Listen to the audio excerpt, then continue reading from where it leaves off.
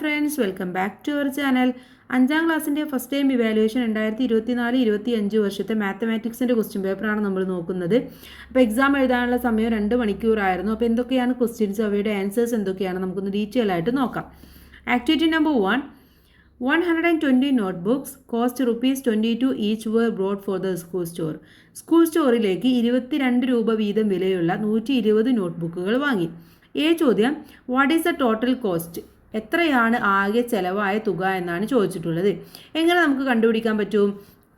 നമുക്കറിയാം, ഒരു നോട്ട്ബുക്കിൻ്റെ വില എന്ന് പറയുന്നത് 22 രൂപയാണല്ലേ. ആകെ 120 വാങ്ങിച്ചിട്ടുള്ളത്. അപ്പോൾ വളരെ സിമ്പിളായിട്ട് നമുക്ക് കണ്ടുപിടിക്കാം. 120 into 22, okay. 120 into 22 equal to എത്രയാണ്? 2640 എന്ന് നമുക്ക് ഉത്തരം കിട്ടും. Then second question, Rema bought 30 of these notebook for ₹24 each for her class. How much did she spend? എന്താ ചോദിച്ചിട്ടുള്ളത്? രമ ഈ നോട്ട്ബുക്കുകളിൽ നിന്ന് 30 എണ്ണം വാങ്ങിച്ചു. ഒന്നിന് 24 രൂപ കൊടുത്തിട്ടാണ് അവൾ വാങ്ങിച്ചത്. അവളുടെ ക്ലാസ്സിലേക്ക് വാങ്ങി. ആകെ എത്ര രൂപ കൊടുക്കണം എന്നാണ് ചോദിച്ചിട്ടുള്ളത്.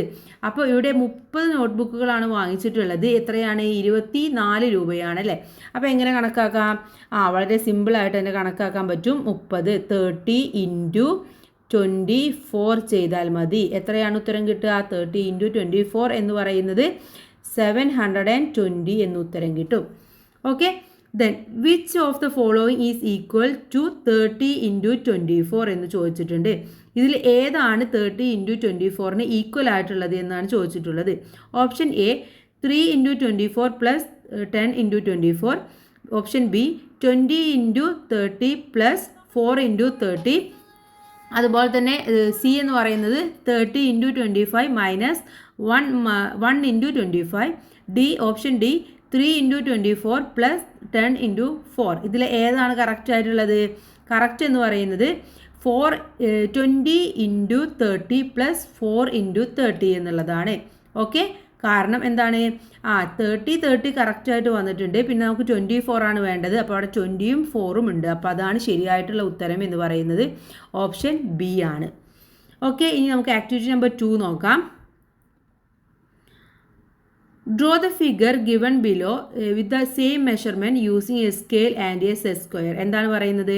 താഴെ തന്നിട്ടുള്ള ഇതേപോലെയുള്ളൊരു ഫിഗർ നിങ്ങളുടെ അടുത്ത് വരക്കാൻ പറഞ്ഞിട്ടുണ്ട്. നിങ്ങൾക്ക് സ്കെയിലും ഉപയോഗിക്കാം, അതുപോലെ തന്നെ സെറ്റ് സ്ക്വയറും ഉപയോഗിക്കാം എന്ന് പറഞ്ഞിട്ടുണ്ട്. അപ്പോൾ ആദ്യം നിങ്ങൾ ചെയ്യേണ്ടത് എന്താണ്? ഇതിൽ 5 സെൻറ്റിമീറ്റർ നീളവും അതുപോലെ തന്നെ 4 സെൻറ്റിമീറ്റർ വീതിയുമുള്ള ഒരു ചതുരം വരക്കുക. 2 വശങ്ങളിൽ നിന്നും ഇതുപോലെയുള്ള രൂപങ്ങൾ വരച്ച് ചേർത്താൽ മതി. ഓക്കെ. ഇനി മൂന്നാമത്തെ ചോദ്യത്തിലേക്ക് കടക്കാം. മൂന്നാമത്തേത് 24. മൂന്നാമത്തെ ചോദ്യം 24 ഇൻറ്റു 50 ഈക്വൽ ടു 360 ആണ്. Find the answers to the following using mental math. Mental math ഉപയോഗിച്ചുകൊണ്ട് താഴെയുള്ളതിന് ആൻസർ കണ്ടുപിടിക്കാനാണ് പറഞ്ഞിട്ടുള്ളത്. അപ്പോൾ 240 ഇൻറ്റു 50 എന്ന് പറയുന്നത് എത്രയാണ് കൂട്ടുകാരെ? എത്രയാണ്? 3600 ആണ്. ഓക്കെ. കാരണം ഇവിടെ 24 ആണ്, ഇവിടെ എന്താണ്? 240 ആണ്. അപ്പോൾ അവിടെ 10 കൂടുമ്പോൾ അവിടെ എന്തായിട്ട് മാറും? 360 എന്നുള്ളത് വീണ്ടും നമുക്കൊരു 0 കൂടെ ആഡ് ചെയ്യേണ്ടി വരും. ഇനി 25 ഇൻറ്റു 15 എന്ന് പറയുന്നത് എത്രയാണ്? ഇവിടെ 5 ആണ് കൂടിയത് അല്ലേ. അപ്പോൾ 4ൽ നിന്ന് 5 ആയിട്ട് മാറി. അപ്പോൾ അവിടെ എത്രയാണ്? 375 എന്ന് വരും. ദെൻ 23 ഇൻറ്റു 15 എന്ന് പറയുന്നത് 345 ആയിട്ട് വരും. ഇനി 24 ഇൻറ്റു 16 എന്ന് പറയുന്നത് 384 എന്നായിട്ട് വരും. ഓക്കെ. അപ്പോൾ കൂട്ടുകാർ ഇവിടെ എത്രയാണോ കുറയുന്നത് അതിനനുസരിച്ചിട്ടാണ് നമ്മളിവിടെ ആൻസറിൽ കൂട്ടി കൊടുക്കേണ്ടത്. ഈ ചോദ്യം which of the following is not equal to 24 into 15. ഇതിൽ ഏതാണ് 24 ഇൻറ്റു 50ക്ക് ഈക്വൽ ആയിട്ടുള്ളത് എന്നാണ് ചോദിച്ചിട്ടുള്ളത്. 12 into 2 into 15 എന്നതാണോ, 24 into 3 into 55 എന്നതാണോ, 12 into 30 എന്നുള്ളതാണോ, 25 into 14 എന്നുള്ളതാണോ? ഏതാണ്? 24 ഇൻറ്റു 15 ആണല്ലേ. അപ്പോൾ നിങ്ങളിവിടെ മനസ്സിലാക്കേണ്ടത് ഇവിടെ 50 ആണ്. ഇവിടെ 50 ഉള്ളത് നമുക്ക് ഇത് മാത്രമേ ഉള്ളൂ, പക്ഷെ അത് ഇവിടെ കറക്റ്റായിട്ട് വരില്ല. അപ്പോൾ നമുക്ക് 40 ഉള്ളത് എടുക്കാം. ഇവിടെ 24 ആണ്, ഇവിടെ 25 വന്നിട്ടുണ്ട്. അപ്പോൾ ആൻസർ പറയുന്നത് ഓപ്ഷൻ ഡി ആണ്. അപ്പോഴാണ് നമുക്ക് അത് സെയിം ഈക്വൽ ആയിട്ട് വരുന്നത്. ഇനി ആക്ടിവിറ്റി നമ്പർ 4ലേക്ക് കടക്കാം. The amount allotted to certain sectors in annual budget for a ഗ്രാമപഞ്ചായത്ത് is given in the table. താഴെ നമുക്കൊരു ടേബിൾ തന്നിട്ടുണ്ട്. അതിലെന്താണ്, ഒരു ഗ്രാമപഞ്ചായത്തിൻ്റെ വാർഷിക ബഡ്ജറ്റിൽ ചില മേഖലകളിൽ അനുവദിച്ചിട്ടുള്ള എമൗണ്ട് ആണ് തന്നിട്ടുള്ളത്. ഇവിടെ ഹെൽത്തിന് തന്നിട്ടുള്ളത് എത്രയാണ്?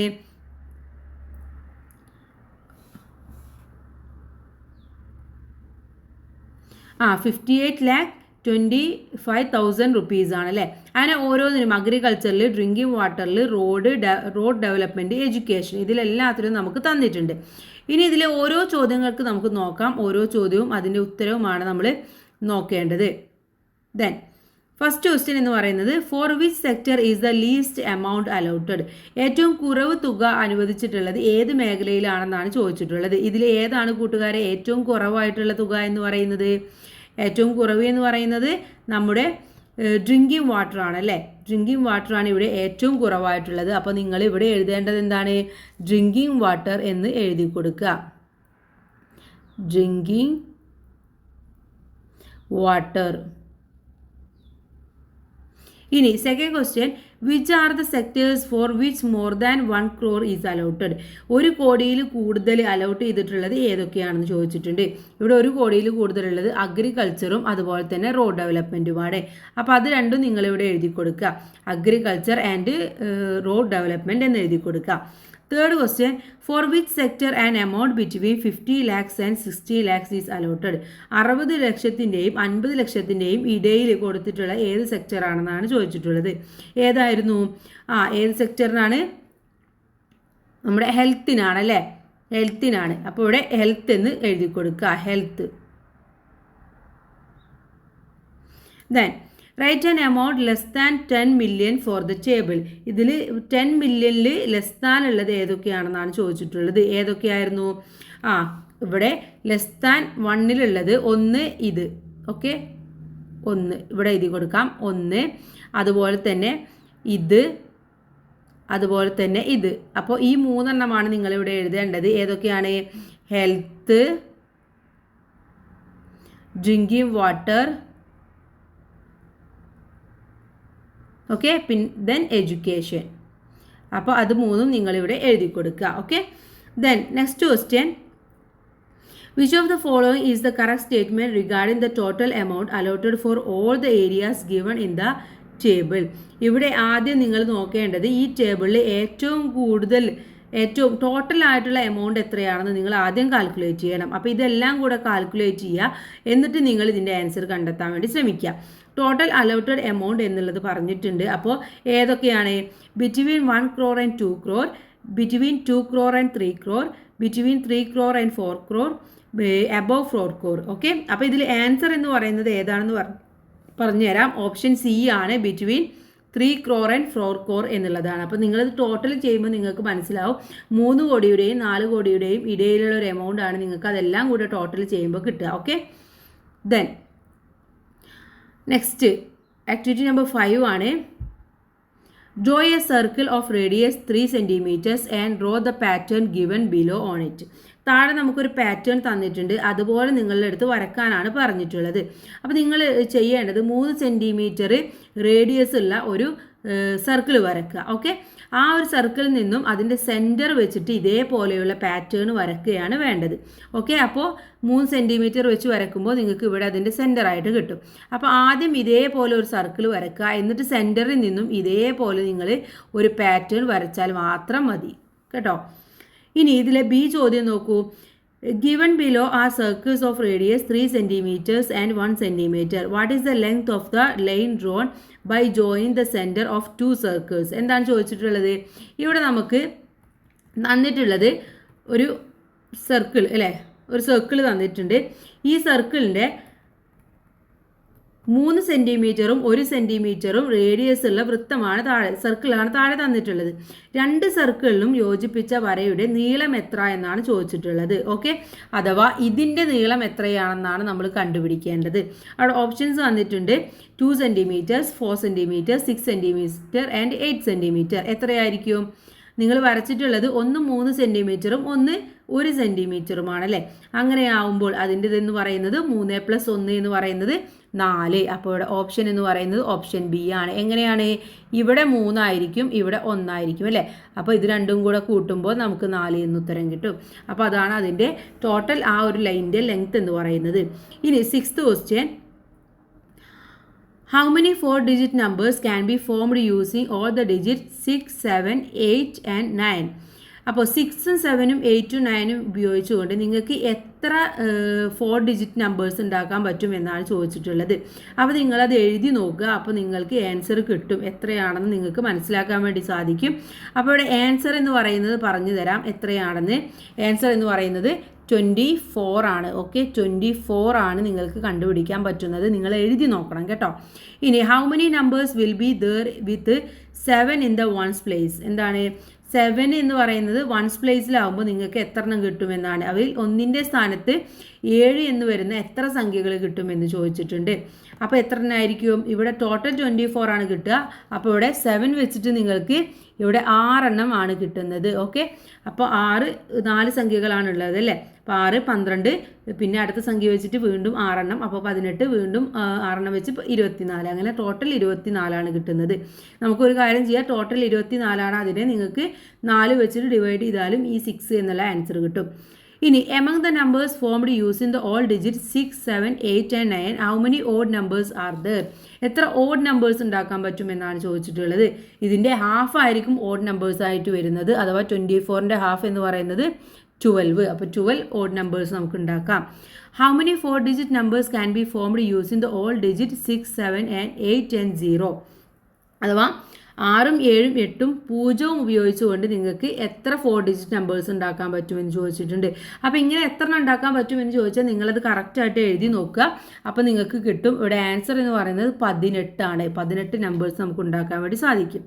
ഇനി find the numbers according to the hints given below. താഴെ നമുക്ക് കുറച്ച് ഹിൻസ് തന്നിട്ടുണ്ട്. അതിൻ്റെ അടിസ്ഥാനത്തിൽ നിങ്ങൾ ഈ ആൻസർ കണ്ടെത്താനാണ് പറഞ്ഞിട്ടുള്ളത്. ഇവിടെ ഡിജിറ്റ് എന്ന് പറയുന്നത് 0, 4, 6, 8 and 5 are used to form the number. അപ്പോൾ ഈ നമ്പേഴ്സൊക്കെ ഉള്ളതായിരിക്കും എന്ന് നമ്മൾ ആദ്യം മനസ്സിലാക്കുക. ഈ 5 നമ്പറും കൂടിയുള്ള ഒരു സംഖ്യയായിരിക്കും. The number is between 4,000 and 5,000. 40,000 and 50,000. 40,000ൻ്റെയും 50,000ൻ്റെയും ഇടയിലാണ് ഈ സംഖ്യ എന്ന് പറയുന്നത്. ദെൻ അപ്പോൾ നമുക്കറിയാം എന്തായിരിക്കും, 4 വെച്ചിട്ടാവും തുടങ്ങുന്നുണ്ടാവുക അല്ലേ. 4ൻ്റെയും 5ൻ്റെയും ഇടയിൽ എന്ന് പറയുമ്പോൾ അത് 4 വെച്ചിട്ടാവും നമ്പർ സ്റ്റാർട്ട് ചെയ്യുന്നുണ്ടാവുക എന്ന് മനസ്സിലാക്കുക. ഓക്കെ, സ്റ്റാർട്ട് ചെയ്യുന്നത് 4 വെച്ചിട്ടായിരിക്കും. It's odd number. ഇതൊരു ഓഡ് നമ്പറാണ്. ഓക്കെ, അതും കൂടെ മനസ്സിലാക്കുക. ഓഡ് നമ്പർ ആണെന്നുള്ളതും കൂടി നോട്ട് ചെയ്യുക. The digit in the 100 place of the 0. 100ൻ്റെ പ്ലേസിൽ എന്ന് പറയുന്നത് 0 ആയിരിക്കും. ഓക്കെ, അപ്പോൾ ഇവിടെ ഒരു സംഖ്യ ഉണ്ടാവും, ഇവിടെ ഒരു സംഖ്യ ഉണ്ടാവും, ഇവിടെ 0 ആയിരിക്കും, പിന്നെ ഇവിടെ ഒരു സംഖ്യ ഉണ്ടാവും, ഇത് ഓഡ് നമ്പറും ആയിരിക്കും. ഓക്കെ, അപ്പോൾ ഈ നമ്പർ ഏതാണെന്ന് നമ്മൾ കണ്ടുപിടിക്കണം. അപ്പോൾ നമ്മൾ ആദ്യം നോക്കേണ്ടത് സെൻറ്ററിൽ 0 വരുന്നത് ഏതൊക്കെയാണ്. ഒന്ന് ഇത് വരുന്നുണ്ട്, ഇത് വരുന്നുണ്ട്, ഇത് വരുന്നുണ്ട്. ഓക്കെ, ഇനി ഇതിൽ അടുത്ത ഇൻസ് എന്ന് പറയുന്നത് ഓഡ് നമ്പർ ആണെന്ന് പറഞ്ഞിട്ടുണ്ട്. അപ്പോൾ ഏതൊക്കെയായിരിക്കും? ഓഡ് നമ്പർ ആകുമ്പോൾ ഒന്നെങ്കിൽ ഇതായിരിക്കും അല്ലെങ്കിൽ ഇതായിരിക്കും അല്ലേ. അപ്പോൾ ഇത് രണ്ടും മാത്രമേ ചാൻസ് ഉള്ളൂ. പിന്നെ അടുത്തൊന്ന് പറഞ്ഞിട്ടുണ്ടായിരുന്നു എന്ത്, ഇതിൽ ഈ നമ്പേഴ്സ് മാത്രമേ ഉപയോഗിക്കാവൂ എന്ന് പറഞ്ഞിട്ടുണ്ട്. അപ്പോൾ ഇതിലേത് ഈ നമ്പേഴ്സ് മാത്രമാണ് ഉപയോഗിച്ചിട്ടുള്ളതെന്ന് നോക്കൂ. അതെ, ഈ നമ്പേഴ്സ് മാത്രമാണല്ലേ. പക്ഷേ അടുത്തൊരെണ്ണം കൂടെ പറഞ്ഞിട്ടുണ്ട്, ഇത് 4,000ൻ്റെയും 5,000ൻ്റെയും ഇടയിലാണെന്നും കൂടെ പറഞ്ഞിട്ടുണ്ടായിരുന്നു. അപ്പോൾ അതൊക്കെ വെച്ച് നോക്കുമ്പോൾ നമുക്ക് മനസ്സിലാവും ഈ ഉത്തരമാണ് ശരിയായിട്ടുള്ളത്. അതോ ഓപ്ഷൻ ഡി ആണ് ശരിയായിട്ടുള്ള ആൻസർ എന്ന് പറയുന്നത്. ഓക്കെ, അപ്പോൾ ഇത്രയുമാണ് നമ്മുടെ ഈ ഒരു ക്വസ്റ്റ്യൻ പേപ്പർ എന്ന് പറയുന്നത്. എല്ലാ ക്വസ്റ്റ്യൻസും നമ്മൾ നോക്കി, എല്ലാത്തിൻ്റെയും ആൻസേഴ്സും നമ്മൾ പറഞ്ഞു. അപ്പോൾ എല്ലാ കൂട്ടുകാർക്കും മനസ്സിലായിട്ടുണ്ടാകുമെന്ന് വിചാരിക്കുന്നു. Thanks for watching.